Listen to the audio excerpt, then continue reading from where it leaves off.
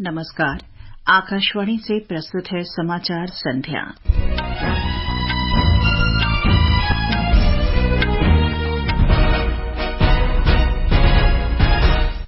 प्रधानमंत्री नरेंद्र मोदी ने गुजरात के गांधीनगर में G20 स्वास्थ्य मंत्रियों की बैठक को संबोधित किया। कहा, विश्व को किसी भी संभावित स्वास्थ्य आपात स्थिति को रोकने और उससे निपटने के लिए तैयार रहना चाहिए। हिमाचल प्रदेश सरकार ने लगातार बारिश के कारण हुए व्यापक नुकसान के बाद राज्य को प्राकृतिक आपदा प्रभावित क्षेत्र घोषित किया। सुरक्षा बलों ने जम्मू कश्मीर के बारामूला जिले में 2 आतंकी साजिशों का पर्दाफाश किया। लश्कर-ए-तैयबा के 8 सहयोगी गिरफ्तार किए। चंद्रयान 3 चंद्रमा के और निकट पहुंचा। लैंडर मॉड्यूल ने पहली डी-बूस्टिंग प्रक्रिया सफलतापूर्वक संपन्न की और अजरबैजान में ईशा सिंह और शिवा नरवाल की भारतीय जोड़ी ने ISSF विश्व निशानेबाजी चैंपियनशिप की एयर पिस्टल मिक्स्ड टीम स्पर्धा का स्वर्ण पदक जीता। समाचार संध्या के साथ मैं चंद्रिका जोशी। प्रधानमंत्री नरेंद्र मोदी ने कहा है कि विश्व को किसी भी संभावित स्वास्थ्य आपात स्थिति को रोकने और उससे निपटने के लिए तैयार रहना चाहिए। उन्होंने गुजरात के गांधीनगर में G20 स्वास्थ्य मंत्रियों की बैठक को वर्चुअल माध्यम से संबोधित किया। प्रधानमंत्री ने G20 देशों से अपने स्वास्थ्य नवाचार को जनता की भलाई के लिए इस्तेमाल करने और सार्वभौमिक स्वास्थ्य कवरेज के लक्ष्य को प्राप्त करने के लिए प्रौद्योगिकी की समान उपलब्धता की सुविधा प्रदान करने का आग्रह किया है। प्रधानमंत्री ने कहा कि कोविड-19 महामारी ने हमें याद दिलाया है कि स्वास्थ्य हमारे सभी निर्णयों के केंद्र में होना चाहिए। उन्होंने कहा कि महामारी ने हमें सहयोग का महत्व भी समझाया। प्रधानमंत्री ने इस बात पर भी प्रसन्नता व्यक्त की कि G20 स्वास्थ्य कार्य समूह ने एक स्वास्थ्य को प्राथमिकता दी है। G20 Health Working Group has prioritized One Health. Our vision of One Earth, One Health envisages good health for the entire ecosystem for humans, animals, plants and the environment. This integrated view carries Gandhiji's message of not leaving anybody behind. प्रधानमंत्री मोदी ने न्याय संगत और समावेशी प्रयासों में digital समाधान और नवाचार को महत्वपूर्ण बताया। प्रधानमंत्री ने कहा कि डिजिटल स्वास्थ्य पर वैश्विक पहल विभिन्न डिजिटल स्वास्थ्य प्रयासों को एक मंच पर लाएगी।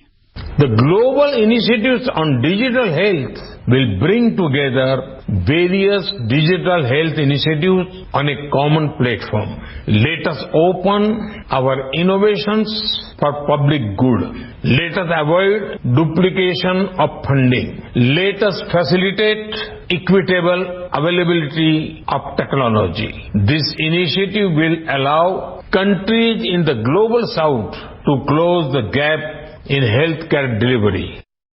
इससे पहले बैठक में केंद्रीय स्वास्थ्य मंत्री मनसुख मांडविया ने भारत के एक स्वास्थ्य के दृष्टिकोण पर जोर दिया और कहा कि भारत ने स्वास्थ्य देखभाल तक समान पहुंच के इस दृष्टिकोण के अनुरूप स्वास्थ्य आपात स्थिति की रोकथाम, तैयारी और प्रतिक्रिया को प्राथमिकता दी है। उद्घाटन सत्र में विश्व स्वास्थ्य संगठन के महानिदेशक टेड्रोस एडनॉम गैब्रेसिस ने सभी के लिए स्वास्थ्य कवरेज और आयुष्मान भारत योजना के लिए भारत की सराहना की। अमेरिका के स्वास्थ्य मंत्री जेवियर बॉसेरा ने कहा है कि अब एक साथ मिलकर काम करने का समय है क्योंकि दुनिया एक और महामारी नहीं झेल सकती। गुजरात के गांधीनगर में G20 स्वास्थ्य मंत्रियों की बैठक में श्री बासेरा ने कहा कि प्रत्येक देश को अपनी भूमिका पहचानने और भविष्य की स्वास्थ्य आपात स्थितियों से निपटने के लिए योगदान करने की आवश्यकता है। उन्होंने कहा कि भारत विश्व में स्वास्थ्य क्षेत्र में अग्रणी है और इसे प्रदर्शित करने का यही सही समय है। G20 देशों के व्यापार और निवेश की मंत्री स्तरीय बैठक 24 और 25 अगस्त को जयपुर में होगी। ये बैठक भारत की G20 अध्यक्षता के अंतर्गत इस महीने की 21 और 22 तारीख को होने वाली चौथी और व्यापार तथा निवेश कार्य समूह की अंतिम बैठक से पहले होगी। दोनों बैठकों में 300 से अधिक प्रतिनिधि भाग लेंगे, जिनमें व्यापार मंत्री और सचिव तथा G20 सदस्य देशों, आमंत्रित देशों, क्षेत्रीय समूहों और अंतर्राष्ट्रीय संगठनों के प्रतिनिधि मंडलों के प्रमुख शामिल होंगे। विदेश राज्य मंत्री मीनाक्षी लेखी ने कहा है कि भारत की G20 की अध्यक्षता स्वयं को दुनिया के सामने प्रदर्शित करने का एक अवसर है। उन्होंने कहा कि भारत के अनुरोध पर संस्कृति को G20 के अंतर्गत रखा गया था। आकाशवाणी समाचार के साथ विशेष साक्षात्कार में श्रीमती लेखी ने बताया कि संस्कृति का अर्थ केवल मनोरंजन नहीं, बल्कि ये लोगों का जीवन है। उन्होंने कहा कि संस्कृति में यात्रा, भोजन, जीवन शैली और कई अन्य पहलू शामिल हैं। Culture was added as a component of G20 engagements. And culture, we feel, is a non-threatening subject because it's not just entertainment, it's the life of people. It means entertainment, travel, it's about food, it's about sustainable lifestyle, especially India offers that. ये साक्षात्कार आज रात 9:30 बजे से आकाशवाणी के FM gold channel और अतिरिक्त मीटरों पर सुना जा सकता है। ये समाचार हमारी वेबसाइट newsonair.com/hindi और हमारे mobile app news on AIR पर भी उपलब्ध हैं। ये आकाशवाणी है। हिमाचल प्रदेश सरकार ने लगातार वर्षा, बाढ़, भूस्खलन और बादल फटने से हुए भारी नुकसान के कारण पूरे राज्य को प्राकृतिक आपदा प्रभावित क्षेत्र घोषित किया है। आधिकारिक अधिसूचना में कहा गया है कि ये निर्णय हिमाचल प्रदेश में मौजूदा मानसून के दौरान जनहानि और निजी संपत्ति को अत्यधिक नुकसान के बाद लिया गया है। एक रिपोर्ट। मुख्यमंत्री ने कहा कि विगत दिनों से जारी भारी बारिश, बादल फटने और भूस्खलन की घटनाओं से प्रदेश में जान माल का भारी नुकसान हुआ है। व्यावसायिक गतिविधियां भी बुरी तरह प्रभावित हुई हैं और संचार व्यवस्था पर भी प्रतिकूल प्रभाव पड़ा है। सुखविंदर सिंह सुक्खू ने कहा कि प्रदेश सरकार राहत, बचाव एवं पुनर्वास के लिए युद्ध स्तर पर कार्य कर रही है और आपदा प्रभावितों को हर संभव मदद सुनिश्चित की जा रही है। इस बीच मौसम विज्ञान केंद्र शिमला ने हिमाचल प्रदेश में 23 अगस्त तक राज्य में भारी बारिश का येलो अलर्ट जारी किया है। रितेश कपूर, आकाशवाणी समाचार, शिमला। जम्मू कश्मीर में सुरक्षा बलों ने आज उत्तरी कश्मीर के बारामूला जिले के सोपोर इलाके में 2 आतंकी साजिशों का पर्दाफाश किया। आतंकी गुट लश्कर-ए-तैयबा से जुड़े 8 लोगों को गिरफ्तार किया गया। इनके पास से गोला बारूद और अन्य आपत्तिजनक सामग्री बरामद की गई। बारामूला के वरिष्ठ पुलिस अधीक्षक आमोद अशोक नागपुरे ने संवाददाताओं को बताया कि पहले ऑपरेशन के अंतर्गत 8 अगस्त को सुरक्षा बलों की संयुक्त टीम ने आतंकियों के 3 सहयोगियों को गिरफ्तार किया था। 11 तारीख को आतंकियों के 5 सहयोगी गिरफ्तार किए गए।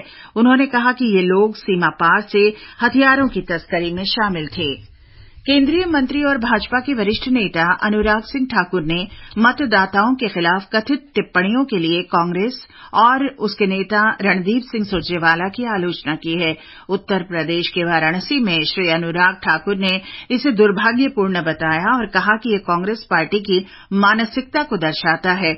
मणिपुर पर श्री अनुराग ठाकुर ने कहा कि क्षेत्र में शांति बनाए रखने की सरकार की अपील रंग ला रही है और लोग भी शांति बहाल करने के लिए आगे आ रहे हैं। शांति का हमने निवेदन किया है, उसका एक लाभ भी मिल रहा है, लोग भी शांति के लिए आगे बढ़ रहे हैं। लेकिन कुछ विपक्ष के लोग अपनी ऊंची राजनीति के चक्कर में अशांति बरकरार रखना चाहते हैं, क्योंकि अपने समय में तो असफल हुई कांग्रेस अब वो नहीं चाहती। कैसे मोदी जी ने 9 सालों में लगातार नॉर्थ ईस्ट के विकास के लिए जो अनेकों कदम उठाए हैं, सड़कों में, रेलवे में, पानी में, हवाई अड्डों में, सब में देखा। गृह मंत्री अमित शाह ने कहा है कि प्रधानमंत्री नरेंद्र मोदी के नेतृत्व में भारत जलवायु परिवर्तन और पृथ्वी के बढ़ते तापमान की समस्या से निपटने में विश्व का नेतृत्व कर रहा है। आज उत्तर प्रदेश के ग्रेटर नोएडा में केंद्रीय रिजर्व पुलिस बल सीआरपीएफ के पौधारोपण समारोह में श्री अमित शाह ने कहा कि यह अभियान ग्लोबल वार्मिंग और कार्बन उत्सर्जन के प्रभाव को कम करने में मदद करेंगे। प्रधानमंत्री नरेंद्र मोदी इस महीने की 22 तारीख से दक्षिण अफ्रीका और ग्रीस की 4 दिवसीय यात्रा पर रहेंगे। दक्षिण अफ्रीका के जोहानिसबर्ग के 22 से 24 अगस्त तक की 3 दिन की यात्रा के दौरान श्री मोदी दक्षिण अफ्रीका के राष्ट्रपति श्री रामाफोसा के निमंत्रण पर 15वें ब्रिक्स शिखर सम्मेलन में भाग लेंगे। समाचार संध्या में आपका फिर स्वागत है। सरकार ने रविवार से विभिन्न राज्यों और केंद्र शासित प्रदेशों में 40 रुपये प्रति किलो की दर पर टमाटर बेचेगी। उपभोक्ता मामलों के विभाग ने national agricultural cooperative marketing federation of India और national cooperative consumers federation of India limited को ये निर्देश दिया है। दिल्ली एनसीआर में टमाटर की खुदरा बिक्री इस साल 14 जुलाई से शुरू हुई थी। दोनों एजेंसियों ने अब तक 15 लाख किलो से अधिक टमाटर की खरीद की है, जिसे देश के प्रमुख केंद्रों में बेचा जा रहा है। और अब आर्थिक जगत की खबरों के साथ हैं मनोज पाठक। बॉम्बे स्टॉक एक्सचेंज का सेंसेक्स 64,949 पर बंद हुआ। नेशनल स्टॉक एक्सचेंज का निफ्टी 19,310 दर्ज हुआ। विदेशी मुद्रा बाजार में $1 की तुलना में रुपया 83 रुपये 10 पैसे की स्तर पर रहा। मल्टी कमोडिटी एक्सचेंज में सोने का मूल्य 58,446 रुपये प्रति 10 ग्राम पर चल रहा था। चांदी 70,319 रुपये प्रति किलो के स्तर पर कारोबार कर रही थी। अजरबैजान के बाकू में विश्व निशानेबाजी चैंपियनशिप में ईशा सिंह और शिवा नरवाल ने आज 10 मीटर एयर पिस्टल मिश्रित टीम स्पर्धा में स्वर्ण पदक हासिल किया। भारतीय जोड़ी ने फाइनल में तुर्की की इलाइडा तरहान और यूसुफ डिकेच की जोड़ी को 16-10 से पराजित किया। भारत इस समय 1 स्वर्ण और 1 कांस्य पदक के साथ तालिका में दूसरे स्थान पर है। चीन 5 स्वर्ण और 2 कांस्य पदक लेकर शीर्ष पर है। डबलिन में भारत के साथ 3 2020 क्रिकेट मैचों की श्रृंखला के पहले मैच में ताजा समाचार मिलने तक आयरलैंड ने 17 ओवर में 6 विकेट पर 114 रन बना लिए हैं। भारत की ओर से जसप्रीत बुमराह ने प्रसिद्ध कृष्णा तथा रवि बिश्नोई ने 2-2 विकेट लिए हैं। इससे पहले भारत ने टॉस जीतकर पहले गेंदबाजी का फैसला किया। आगामी एशिया कप क्रिकेट टूर्नामेंट से पहले फिटनेस के लिहाज से यह श्रृंखला काफी महत्वपूर्ण मानी जा रही है। दूसरा मैच रविवार को तथा आखिरी मुकाबला 23 अगस्त को खेला जाना है। विश्व एथलेटिक्स चैंपियनशिप कल से हंगरी के बुडापेस्ट में शुरू हो रही है। ओलंपिक स्वर्ण पदक विजेता भाला फेंक खिलाड़ी नीरज चोपड़ा भारतीय दल का नेतृत्व करेंगे। इस दल में स्टीपल चेजर अविनाश साबले, लंबी कूद खिलाड़ी जैस्विन एल्ड्रिन और मुरली श्रीशंकर तथा ज्योति याराजी जैसे खिलाड़ी शामिल हैं। ये प्रतियोगिता 27 अगस्त तक चलेगी। युवा कार्य और खेल मंत्री अनुराग सिंह ठाकुर और उत्तर प्रदेश के मुख्यमंत्री योगी आदित्यनाथ ने आज संयुक्त रूप से उत्तर प्रदेश के वाराणसी के रुद्राक्ष इंटरनेशनल कॉपरेशन और कन्वेंशन सेंटर में यूथ 20 शिखर सम्मेलन 2023 का उद्घाटन किया। 4 दिन के इस सम्मेलन का आज दूसरा दिन है। सम्मेलन का आयोजन भारत के G20 अध्यक्षता के अंतर्गत युवा कार्य और खेल मंत्रालय द्वारा किया गया है। हरियाणा के मुख्य सचिव संजीव कौशल ने कहा है कि राज्य सरकार कुपोषित बच्चों के लिए एक विशेष अभियान शुरू करेगी। पोषण अभियान के अंतर्गत राज्य अभिसरण समिति की 5वीं बैठक की अध्यक्षता करने के बाद श्री कौशल ने कहा कि इस अभियान में कम वजन और वृद्धि रुकने जैसी समस्याओं से ग्रस्त 6 वर्ष तक के बच्चों पर ध्यान दिया जाएगा। जनधन खातों की कुल संख्या 50 करोड़ को पार कर गई है। वित्त मंत्रालय ने बताया कि इसमें से 56% खाते महिलाओं के हैं। 67% खाते ग्रामीण और अर्ध शहरी इलाकों में खोले गए हैं। इन खातों में 2 लाख करोड़ रुपए से ज्यादा रुपए जमा हैं। केंद्रीय रेल, संचार और सूचना प्रौद्योगिकी मंत्री अश्विनी वैष्णव ने बताया कि देश में मौजूद प्रतिभाओं में बढ़ते नवाचार से पुरानी समस्याओं का समाधान खोजने में सफलता मिली है। आज बेंगलुरु में डिजिटल इनोवेशन अलायंस शिखर सम्मेलन के अंत में स्टार्टअप पुरस्कार समारोह में श्री वैष्णव ने कहा कि आज हमारी सोच में एक स्पष्ट बदलाव दिखाई दे रहा है। और अंत में मुख्य समाचार एक बार फिर। प्रधानमंत्री नरेंद्र मोदी ने गुजरात के गांधीनगर में G20 स्वास्थ्य मंत्रियों की बैठक को संबोधित किया।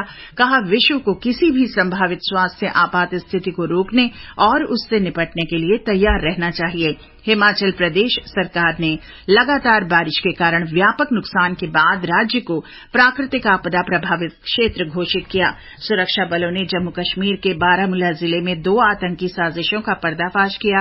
लश्कर ए तैयबा के 8 सहयोगी गिरफ्तार किए। चंद्रयान-3 चंद्रमा के और निकट पहुंचा। लैंडर मॉड्यूल ने पहली डी बूस्टिंग प्रक्रिया सफलतापूर्वक संपन्न की। इसके साथ ही समाचार संध्या का ये अंक समाप्त हुआ। नमस्कार।